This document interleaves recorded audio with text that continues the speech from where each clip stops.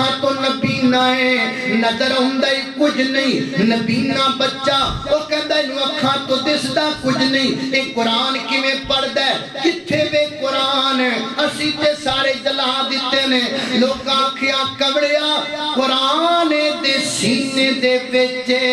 قرآن اس کمپیوٹر دی میموری دے وچ فٹ نہ او نالے ٹریا جاندا ہے تے نالے قرآن پڑھدا جاندا ہے یا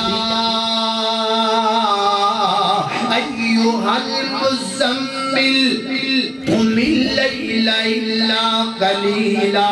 نصفه وانقص منه قليلا أو زد عليه ورتل القرآن ترتيلا انہوں قرآن دی تلاوت کردا جاندا ہے فرمایا اعوذ باللہ من الشیطان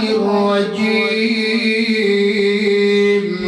واذكر في الكتاب مريم إذ انتبذت من أهلها مكانا شرقيا فاتخذت من دونهم حجابا فأرسلنا إليها روحنا فتمثل لها بشرا سويا قالت إني أعوذ بالرحمن منك إن كنت تقيا قال إنما أنا رسول ربك لأهب لك غلاما زكيا قالت أنى يكون لي غلام ولم يمسسني بشر ولم أك بغيا قال كذلك قال ربك هو علي هين ولنجعله آية للناس ورحمة منا وكان أمرا مقضيا فحملته فانتبذت به مكانا قصيا فأجاء المخاض إلى جذع النخلة قالت يا ليتني مت قبل هذا وكنت نسيا منسيا فناداها من تحتها ألا تحزني قد جعل ربك تحتك ثريا وهزي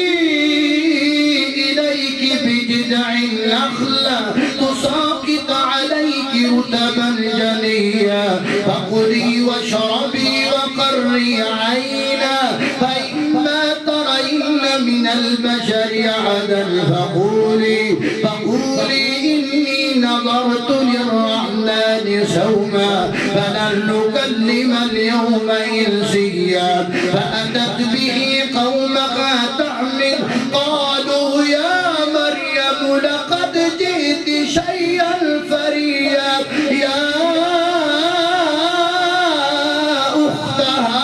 هارون ما كان أبوك امرأ سوء وما كانت أمك بغيا فأشارت إليه قالوا كيف نكلم من كان في المهد سبيا قال إني عبد الله آتاني الكتاب وجعلني نبيا